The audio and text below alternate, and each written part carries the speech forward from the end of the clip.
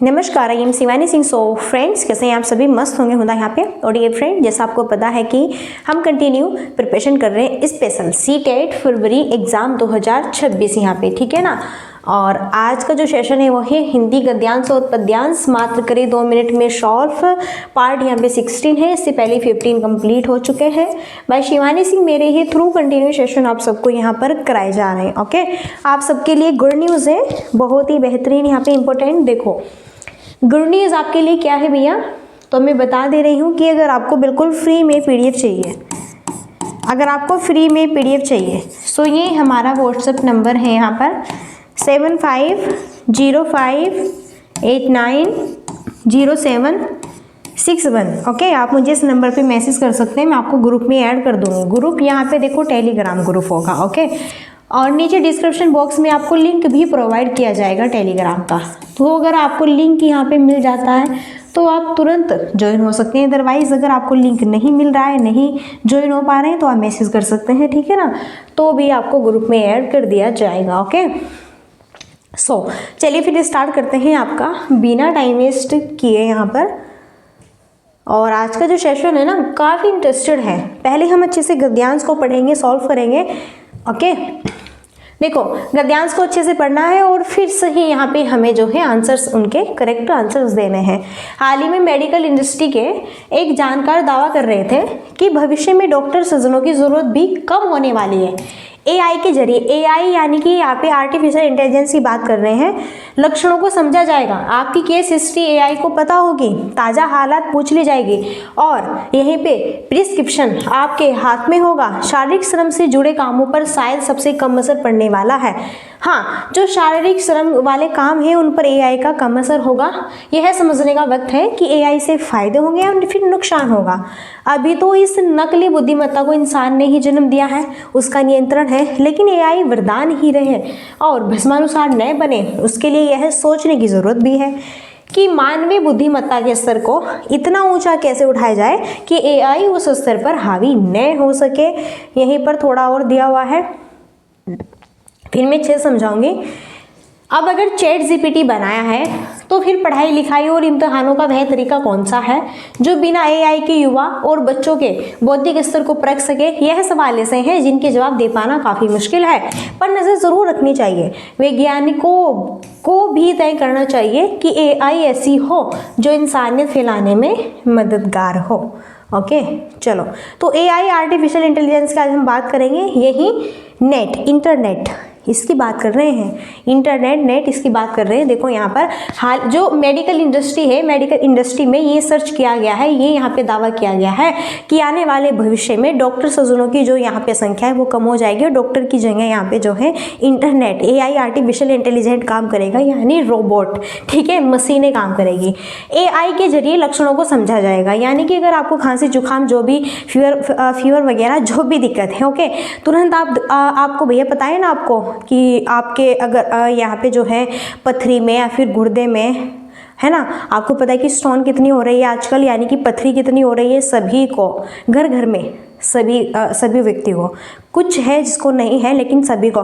तो कैसे पता चलता है कि भैया पित्त की थैली में जमी है या फिर गुर्दे में है और जो है रसोली वगैरह, तो किसको पता चलता है? मशीनों को ही तो पता चलता है। मशीनें चेक करती है तुरंत, आपके पार्ट्स को अंदर से भी पहचान लेती है क्या क्या चीज़ कहाँ से है, तो आपकी केस हिस्ट्री पूरा पता कर लेती है ना। ताज़ा हालात पूछ ली जाएगी और आपके हाथ में यहाँ पर सारी रिपोर्ट्स थमा देगी। देखो भैया, आपके गुर्दे में इतनी पथरी है, इतनी mm की पथरी है, आपको इतनी यहाँ पे जो है इतनी mm की रसोली है, ओके, आपको इस तरह की है, वो है, आपको ये बीमारी है, आपके गुर्दे खराब हैं, आपके लीवर खराब है, सारी चीज़ें, आपको इन्फेक्शन है, आपके हाथ में होगा सारा चीज़, ठीक है। शारीरिक श्रम से, हाँ देखो, जो शारीरिक श्रम से जुड़े काम है उसमें एआई का आज भी थोड़ा कम यूज़ होता है। क्यों? क्योंकि अगर खेतों में, देखो, अगर खेतों में जाकर यहाँ पर जो है बात करें, जो गन्ने होता है, ईख होता है, ठीक है ना, जब उसको जो है यहाँ पे ईख को काटते हैं और जो है उसको क्या करते हैं, जो है गन्ना निकालते हैं, तो फिर बाद में ना इतनी से क्या होते हैं वो जो बोलते हैं ना, इतने से गन्ने रख के, ठीक है ना, उसको फिर बांधते हैं, ठीक है। तो भैया कौन कार्य करेगा ये? तो ये यहाँ पे मशीन थोड़ा ही ना बांधेगी उसको कौन बांधेगा? एक यहाँ पर बंदा बांधेगा, एक व्यक्ति बांधेगा, है ना। और यहाँ पर जो है छोटे छोटे कार्य जो है शारीरिक श्रम, किसान छोटे छोटे कार्य खेतों में किसान ही करते हैं, जो कि मशीन से भी हैंडल नहीं हो पाएंगे, ठीक है ना। चलिए, यह समझने का वक्त है कि एआई से फायदे होंगे या नुकसान। ये समझना भी काफ़ी इंटेलिजेंट है कि फायदे होंगे। देखो फायदे तो तब होंगे, एआई किसके हाथ में है, हमारे हाथ में, तो ये मनुष्य के, मानव के हाथ में। जैसे हम चाहे उसे चला सकते हैं, लेकिन अगर हम उसे गलत तरीके से यूज़ करना सिखाएंगे, गलत तरीका हम उसे बताएंगे, तो हमें नुकसान भी है, बिल्कुल। ओके, अभी तो इस नकली बुद्धिमत्ता को इंसान ने ही जन्म दिया है, उसका नियंत्रण है, लेकिन यह हमारे लिए एक वरदान है, लेकिन भस्मानुसार न बने तो ही अच्छा है।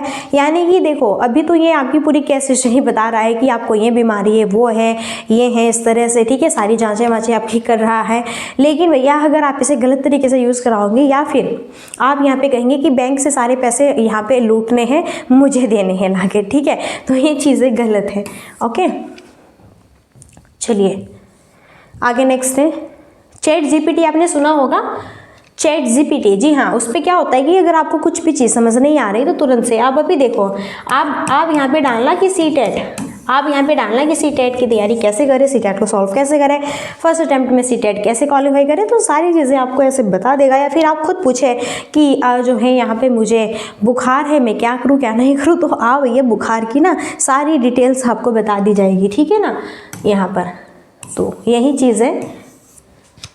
चलिए, आज का जो ये यहाँ पे हमारा गद्यांश है, इसमें यही कहा गया है कि अब जो है डॉक्टर्स की जो ज़रूरत है वो कम हो जाएगी धीरे धीरे आने वाले इन फ्यूचर्स, भविष्य में जो आर्टिफिशियल इंटेलिजेंस है, यानी कि एआई है, यहाँ पर मशीनें हैं, कंप्यूटर्स है, इंटरनेट है, तो ये ही चीज़ें जो हैं आपके भविष्य को उजागर बनाएगी। और हर एक क्षेत्र में ये सबसे ज़्यादा काम भी करती है। सबसे ज़्यादा तो क्षेत्र यहाँ पर बात करें चिकित्सक क्षेत्र हुआ या फिर शिक्षा क्षेत्र, सबसे ज़्यादा है भैया, बिल्कुल है।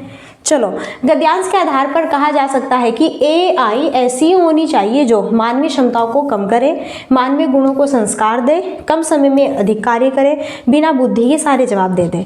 तो गद्यांश के आधार पर क्या कहा जा सकता है, एआई कैसी होनी चाहिए, आर्टिफिशियल इंटेलिजेंस कैसी होनी चाहिए, बताओ। क्या ये मानवीय क्षमताओं को कम करे, क्या ऐसी होनी चाहिए ये एआई कि आपकी जो क्षमताएं हैं उसे कम करे, या फिर कम समय में अधिक कार्य करे, या फिर यहाँ पे हम जो है बात करें बिना बुद्धि के, क्या बिना बुद्धि के सारे जवाब थोड़ा ही ना दे देंगे, ठीक है, बुद्धि होती है तभी तो देते हैं भैया सारे जवाब यहाँ पर ये। बेस्ट होगा मानवीय गुणों का संस्कार दें। क्या दें, मानवीय गुणों का संस्कार दें। मानवीय गुणों का संस्कार मतलब ये है कि आपके घर पे आपके बाबा जी है, दादाजी है, ठीक है ना, तो मानो कि उनको कुछ बीमारी है या फिर फीवर कुछ भी हुआ है, तो डॉक्टर्स ने 3 टाइम की दवाई बताई है कि दोपहर में 3 बजे देनी है, मॉर्निंग में जो है 9 बजे देनी है, दोपहर में 2 बजे देनी है, शाम को जो है 8 बजे फिर 7 बजे दवाई देनी है। तो भैया कभी कभी ऐसा होता है कि हम भूल भी जाते हैं या फिर अपने कामों में व्यस्त हैं, हमें नहीं याद है, तो आप क्या करते हैं, तो अलार्म लगा लेते हैं या फिर कुछ ऐसा फ़ोन में ऐसा टून लगा लेते हैं जिससे कि वो बज जाए और आप उसमें, ठीक है, वो आपको बता देगा कि दादाजी की दवाई का टाइम हो गया। इस तरह से आप बोलकर आर्टिफिशियल इंटेलिजेंस से ये चीज़ें याद दिलाने के लिए, तो ये क्या कर रहा है, मानवीय गुणों को संस्कार दे रहा है। ओके, चलिए, यानी कि मानव की जगह काम, देखो मानव को ये चीज़ याद दिला रहा है कि भैया दादाजी को दवाई देनी है, तुरंत से अपने काम निपटाओ और यहाँ पे आ जाओ। ओके, समूह से भिन्न शब्द है, जैसे सुबह को भैया ऐसा होता है कि लेट जो है टाइम का पता ही नहीं चलता कब उठना है कब नहीं उठना है, तो अगर आपको जो है यहाँ पे बिल्कुल टाइम पे फिक्स उठना है कि आपको जॉब करनी है, आप जॉब करते हैं, आप सुबह ही जो है ड्यूटी जाएंगे, ओके, तो आप भैया अलार्म लगाते हैं कि जिससे कि यहाँ पे अलार्म बजे मेरे और ईयर में कानों में सुने, मैं तुरंत से उठ जाऊँ। समूह से भिन्न शब्द, पढ़ाई लिखाई, रात दिन, कंकड़ पत्थर, चाय वाय। देखो पढ़ाई लिखाई, रात और दिन, कंकड़ और पत्थर, ये क्या है, एक दूसरे के विपरीत शब्द हैं, यानी विलोम शब्द, एक दूसरे के विपरीत शब्द हैं। लेकिन चाय और वाय, देखो चाय क्या है, एक सार्थक शब्द है, चाय क्या है, एक सार्थक शब्द है, लेकिन यहाँ पर जो वाय शब्द है, वाय, बताओ क्या वाय का कोई मतलब है, नो, चाय का तो मतलब है बिल्कुल पीते हैं जिसको गपागप वो चाय है, ठीक है भैया, लेकिन वाय का कोई मतलब है क्या, नो, बिल्कुल नहीं। तो वाय क्या होगा, ये होगा निरर्थक, ये होगा निरर्थक शब्द जिसका कोई मतलब ही नहीं है, इसलिए यहाँ पे समूह से भिन्न हुआ चाय और वाय। नेक्स्ट है स्क्रीन पर मानवीय शब्द में कौन सा प्रत्यय है। देखो प्रत्यय उपसर्ग यहाँ से बहुत क्वेश्चन बनता है, प्रत्यय बताना है यहाँ पे कौन सा है। सबसे पहले तो आप ये समझे प्रत्यय किसे कहते हैं। सबसे पहले तो आपको ये समझना काफ़ी ज़रूरी है कि प्रत्यय किसे कहा जाता है। फाइनली प्रत्यय में होते हैं जो कि शब्द के अंत में लगते हैं। कहाँ पे लगते हैं? शब्द के अंत में लगते हैं। एक शब्द को याद रखें, ओके। कहाँ पर लगते हैं? शब्द के अंत में लगते हैं, वो हमारे प्रत्यय कहे जाते हैं और शब्द का अर्थ ही चेंज कर देते हैं। अब पूछा है मानवीय शब्द में कौन सा प्रत्यय लगा हुआ है। मानवीय, सो यहाँ पे बात करें मानव, इसमें मूल शब्द है और प्लस क्या है, इसमें ई प्रत्यय लगा। क्यों बड़ी ई क्यों है? क्योंकि बड़ी ई की मात्रा है, वे पे बड़ी की मात्रा है इसलिए बड़ी ई होगा, इसलिए यहाँ पर होगा ई प्रत्यय। ठीक है ना, आई होप समझ आ गया होगा। चलिए भैया जी नेक्स्ट है एआई शारीरिक श्रम से जुड़े कार्यों पर संभवतः सबसे कम प्रभाव डाले, इससे कौन सा कार्य प्रभावित नहीं होगा। चिकित्सा, शिक्षण, खेतीबाड़ी, आविष्कार। देखो एआई शारीरिक श्रम से जुड़े कार्यों पर संभवतः सबसे कम प्रभाव डालता है। मैंने कहा ना कि जो कार्य हमारे जो है हाथों से, हमारे खुद अपने हाथों से करने के कार्य हैं वो मशीनें भी नहीं कर सकती, भले ही कितनी भी जो है टेक्निकल क्यों ना बढ़ जाए। ओके, ये चीज़ है तो है भैया। ठीक है, तो इससे कौन सा कार्य प्रभावित नहीं होगा ये बताना है। देखो चिकित्सा के क्षेत्र में यानी कि डॉक्टर लाइन में तो भैया सबसे ज़्यादा मशीनों की ज़रूरत होती है, सबसे ज़्यादा नेट की, सबसे ज़्यादा मशीनों की ज़रूरत होती है, तो वहाँ पर तो सबसे ज़्यादा है। और शिक्षण क्षेत्र में भी सबसे ज़्यादा है। अगर आपको यहाँ पे हिस्ट्री की पूरी जानकारी निकालनी है ना तो तुरंत गूगल करो जाकर, ये बताओ यहाँ पे जो है बाबर के बारे में, बाबर की पूरी जीवनी बता दो तो फुल डिटेल में पूरी जीवनी आ जाएगी बाबर की। तो पढ़ाई के क्षेत्र में भी बहुत नेट यूज़ होता है, इंटरनेट यूज़ होता है। आविष्कार, आप कुछ खोजबीन करते हैं तो इंटरनेट की तो हेल्प लेते हैं, सहारा लेते हैं। जैसे भैया आपने जो है हाँ चांद पर, भैया चांद पर आपने जो है अपना विमान भेजा था, ओके, तो वो किस लिए? मशीनों के थ्रू ही तो भैया जी। ठीक है, तो इसमें भी यहाँ पर जो है साइंटिस्ट को भी मशीनों की ज़रूरत होगी, एआई की ज़रूरत होगी। लेकिन खेती बाड़ी, क्या भैया? खेती बाड़ी। देखो खेती बाड़ी में कुछ कार्य ऐसे होते हैं जिसे सिर्फ और सिर्फ मानव ही कर सकता है, मशीन नहीं करेगी। ओके, जैसे कुछ चीज़ बांधनी होगी तो उसे मशीन नहीं बांधेगी, बंदा खुद अपने हाथों से बांधेगा। नेक्स्ट है एआई को जन्म देने वाला कारक कौन सा है। आवश्यकता, तकनीक, सभ्यता, मानव। एआई को जन्म किसने दिया है? क्या एआई भगवान ने बनाई है? क्या एआई खुद इतनी इंटेलिजेंट है? नो, सबसे ज़्यादा कहते हैं ना कि बताओ कहते नहीं भैंस बड़ी की अकल बड़ी। ओके, पहले ये छोटे छोटे जो है इस तरह की पहेलियाँ सी होती थी, तो कहते हैं कि चलो ये बताइए एक सवाल का आंसर दीजिए कि भैंस बड़ी होती है कि अकल बड़ी होती है। अरे भैया अकल बड़ी होती है, इसलिए भैया यहाँ पे सभ्यता, तकनीक, आवश्यकता सारी चीज़ें मानव से तो है। तो ये यहाँ पे कंप्यूटर्स है, रोबोट है, एआई है, इंटरनेट है, किसने बनाए हैं भाई? ये इंसान ने ही तो बनाए हैं, मानव। तो किसने बनाया है? ये इंसान ने, मानव ने। ओके, अब बताना है एआई का अर्थ क्या है यानी कि एआई की फुल फॉर्म क्या होगा? आर्टिफिशियल इंटेलिजेंस होगा एआई की फुल फॉर्म। ये बहुत सिंपल था। नेक्स्ट है एआई से शिक्षा जगत भी प्रभावित होगा, नकारात्मक, शून्य, सकारात्मक या फिर अधिक होगा। तो एआई से शिक्षा जगत प्रभावित होगा किस तरीके से? क्या यहाँ पर गलत तरीके से होता है? क्या हम यहाँ पर शिक्षण क्षेत्र में एआई से, इंटरनेट से गलत यूज़ करते हैं? या फिर शून्य कुछ भी नहीं होगा? या फिर सकारात्मक तो होगा? इससे भी बेस्ट क्या है? क्या होगा? अधिक होगा। एआई से शिक्षा जगत भी प्रभावित होगा, अधिक, अधिक, बहुत प्रभावित होगा। ओके, सो यहाँ पे क्या है? D options right. नेक्स्ट, चिकित्सा से जुड़े कार्य करने में एआई भविष्य में क्या सहयोग करेगा? डॉक्टरों को जॉब देगा, केस हिस्ट्री बना देगा, अस्पतालों की संख्या कम कर देगा, अस्पतालों की संख्या बहुत बढ़ा देगा। चिकित्सा से जुड़े कार्य करने में एआई भविष्य में क्या सहयोग करेगा? चिकित्सा के क्षेत्र में। ओके, तो देखो भैया जी, बात करें चिकित्सा के क्षेत्र में, बात करें चिकित्सा के क्षेत्र में जुड़े कार्य करने में एआई, आर्टिफिशियल जो इंटेलिजेंस है, भविष्य में क्या सहयोग करेगा इन फ्यूचर्स आने में? क्या डॉक्टर्स को खुद जॉब देगा? क्या अस्पतालों की संख्या कम कर देगा? अस्पतालों की संख्या तो और अधिक बढ़ेगी और बढ़ाएगा और होगी भी।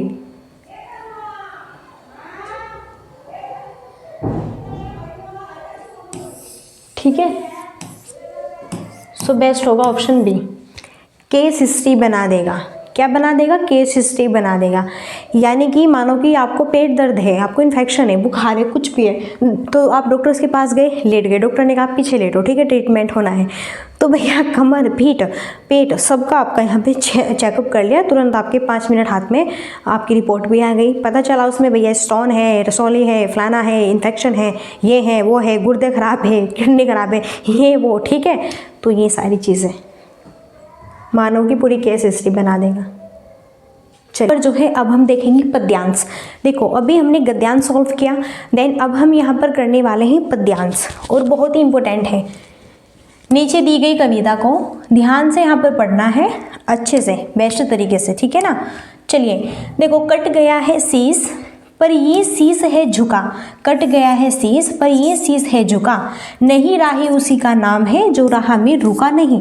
एक दिन प्रकाश होता है कितना भी अंधकार हो, सत्य की विजय सदा असत्य की हार हो, सच्चाई साथ में रहे कैसा भी अपना अंत हो, सत्य की विजय सदा असत्य की हार हो। बहुत ही बेहतरीन सा, बहुत ही गजब सा यहाँ पर जो है काव्यांश दिया हुआ है, पद्यांश यानी कि आई मीन कविता दी हुई है। सो फाइनली अगर बात करते हैं, कट गया शीश पर ये शीश है झुका, नहीं राही उसी का नाम जो राह से रुका नहीं। मानो कि आप सीटेट का एग्जाम्स, बहुत सारे ऐसे स्टूडेंट हैं जिसका 3 बार भी क्वालिफाई नहीं हुआ, लेकिन फिर भी आपने अपने अंदर हिम्मत को बनाया हुआ है, आप रुके नहीं। कोई बात नहीं, इस बार नहीं हुआ, नेक्स्ट आएगा, जुलाई में आएगा, नेक्स्ट दिसंबर में आएगा, तो तब कोशिश करते हैं। क्या कोशिश? यानी कि आप रुके नहीं। जब हम रुकते नहीं, अपने मार्ग पर चलते रहते हैं, एक दिन प्रकाश जरूर होगा, भले ही अंधकार हो, लेकिन एक दिन प्रकाश जरूर होगा। और सदा सत्य की ही जीत होती है, सत्य की नहीं। कि आप कितने भी जो है सही हैं, लेकिन दुनिया आपको गलत ठहरा रही है, तो जीत आपकी होगी, ईश्वर देख रहा है, भले ही इंसान कुछ भी करे। ओके, सच्चाई साथ में रहे कैसा भी अपना अंत हो।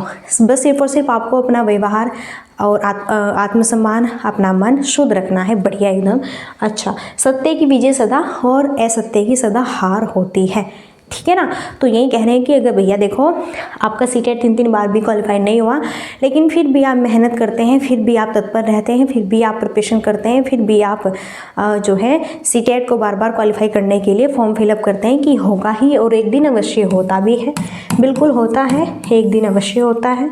ओके, चलिए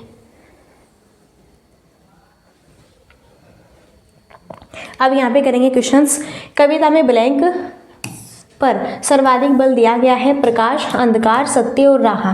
तो कविता में किस पर सबसे ज़्यादा बल दिया गया है? कविता में किस पर सबसे ज़्यादा बल दिया गया है? प्रकाश, अंधकार, सत्य या फिर राह? सबसे ज़्यादा कविता में किस पर बल दिया गया है?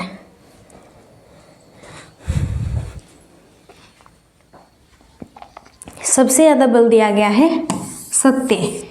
किस पर? सत्य पर। कि अगर आप सच्चे व्यक्ति हैं, ठीक है ना, तो कोई भी कुछ भी कहे, लेकिन आपका कोई बात भी बाका नहीं कर सकता, नहीं यहाँ पर आपकी कभी हार है, सिर्फ और सिर्फ विजय ही होगी। बस आपको अपना मन सही रखना है। अंधकार का प्रतीक कौन सा नहीं है? देखो, अंधकार का पर्यायवाची बुराई भी होगा, निराशा भी होगा, चुनौतियाँ भी, लेकिन समाधान अंधकार का प्रतीक बिल्कुल नहीं, क्योंकि अंधकार का प्रतीक देखो, समाधान सॉल्यूशन हो गया कि भैया हमें सॉल्यूशन मिल गया सारी चीज़ का, तो ये इसका विलोम शब्द हो गया। ये क्या हुआ? ये अंधकार का विलोम शब्द होगा, न कि यहाँ पर इसका प्रतीक। प्रतीक है बुराई, बुराई को भी अंधकार कह सकते हैं, अंधकार, बुराई को भी, निराशा को भी अंधकार, चुनौतियों को भी अंधकार, लेकिन डी ऑप्शन यहाँ पे राइट होगा। नेक्स्ट, कविता के अनुसार राही की क्या विशेषता है? देखो कविता के अनुसार बताना है राही की क्या विशेषता है। हर तरह से काम निकालना, हर तरह के मार्ग पर चलते रहना, हर परिस्थिति में विजय रहना, हर परिस्थिति में कार्यरत रहना। तो कविता के अनुसार राही की विशेषता ये नहीं कि किसी ना किसी तरह हमें हर तरह काम निकलवाना है, या फिर हर तरह बस मार्ग पे चलते रहना, या फिर हर परिस्थिति में विजय रहना। ऐसा कुछ नहीं होता कि आप हर परिस्थिति में विजयी होंगे।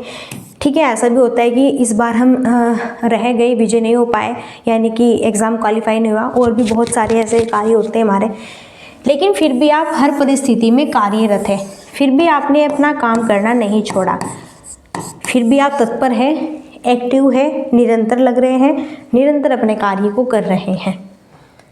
ठीक है ना।